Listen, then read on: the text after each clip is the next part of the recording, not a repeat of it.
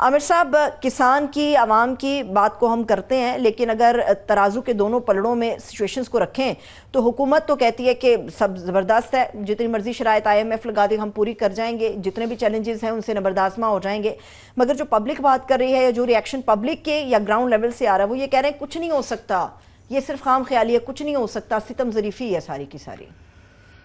जी, ये बड़ा बहुत ही आपने एक मेरे दिल को छूने वाली बात कर ली है कि हर दौर में ये होता है कि जो रूलर्स एंड द रूल्ड, जो हुक्मरानों में और अवाम में एक थोड़ा सा फ़र्क होता है, मगर इतना ज़्यादा नहीं होता कि लगता ही है कि वो जो टेल ऑफ टू सिटीज़ हमने पढ़ा था कि वो किसी और दुनिया में रह रहे हैं, ये ज़मीनी हक़ाइक़ बिल्कुल ही मुख्तलिफ हैं। कि अगर आप हुकूमत को देखें तो वहाँ पे एक पार्टी माहौल है जो है। बिल्कुल बड़ी अच्छी बात है कि हमने जंग जीती है, मगर अभी जो है, अभी जिस तरह की धमकियाँ आ रही हैं, अभी मसला टला नहीं है। वो अब जिस तरीके से सुनते हैं कि वो SU-57 ले रहे हैं, F-35 ले रहे हैं, उनके पास बेतहाशा पैसा है, तो ये फ़िक्रमंदी की ज़रूरत है और वो संजीदगी जो है यहाँ पे नज़र आनी चाहिए। वो बिल्कुल नहीं है, नज़र ही नहीं आ रही है।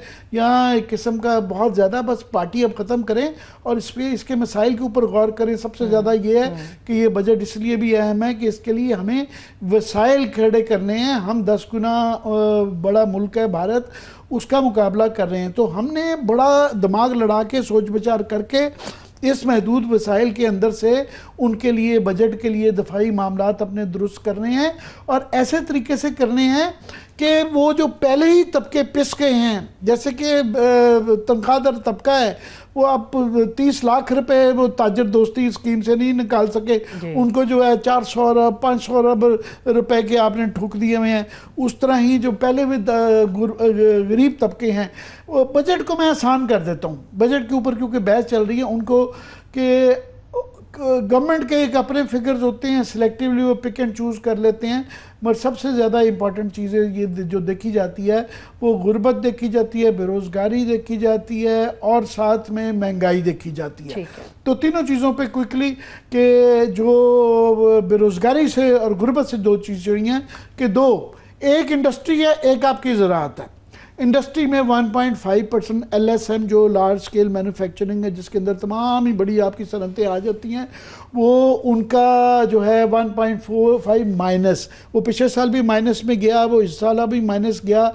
जब इंडस्ट्री आपकी नहीं चलती, इसका मतलब है कि आपकी बेरोज़गारी बढ़ेगी, कई यूनिट्स बंद, बेरोज़गारी बढ़ेगी। और अभी जो बताया जा रहा है बजट के अंदर, जो इशारे दे रहे हैं कि 1% से की बजाय इनकम टैक्स के ऊपर उनके 29% लगाना चाह रहे हैं।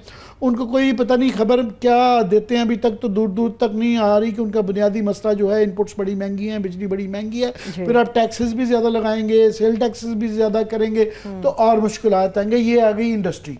सबसे ज़्यादा जो आपने जहाँ से शुरू बात की वो ज़राअत की है।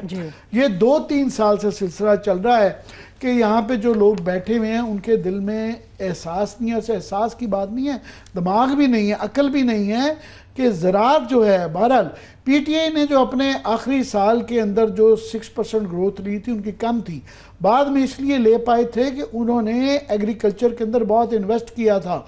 उन्होंने सपोर्ट प्राइस जो थी 3900-3800 के करीब जो है जाके वो ज़राअत को सपोर्ट प्राइस थी। 1-2 साल के अंदर वो रिज़ल्ट देना शुरू करके जब वो ये कहते हैं कि जी हमारा दिवालिया होने से बचा लिया मुल्क को, उस वक्त उन्होंने 6.5% ग्रोथ ली थी और वो ग्रोथ लार्जली सबसे ज़्यादा जो था वो ज़राअत से में निकली थी। तो ये कंसिस्टेंटली 3 साल से ज़राअत में जो किसानों का कीमा निकालते जाते हैं कि आपने उनको पहले वादा करके पिछले साल सपोर्ट प्राइस की कि 3900 का वादा करके उसके बाद उनको कीमत नहीं दी, वो बेचारे 1900, 2000, 2500 हज़ार रुपए पर मन के से गंदम बेचते रहे।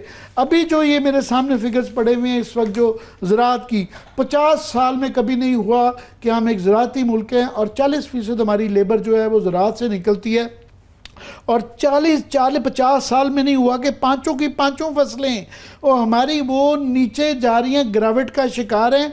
ओवरऑल जो कंट्रैक्शन, जो कमी आई है ज़राअत के अंदर, जो हमारी क्रॉप्स के अंदर जो फसलों में, वो 13.5% है। और उसके अंदर जो